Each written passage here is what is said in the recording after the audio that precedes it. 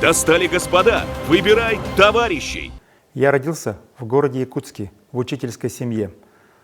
По образованию историк.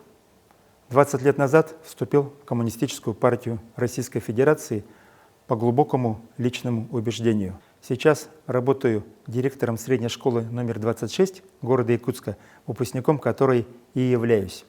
Также я депутат Якутской городской думы, председатель постоянной комиссии по социальной политике.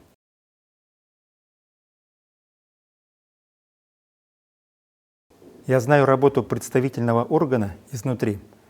Главная функция парламента – это контроль над работой исполнительных органов власти. Все решения должны приниматься коллегиально, взвешенно, после вдумчивого обсуждения всеми сторонами. Я и мои единомышленники нацелены на конструктивную работу во благо развития родного города и республики. Я избираюсь от КПРФ, потому что я глубоко убежден, что Компартия – это единственная политическая партия, которая реально защищает интересы простого человека. Достали, господа, выбирай товарищей. Голосуем 10 сентября только за КПРФ.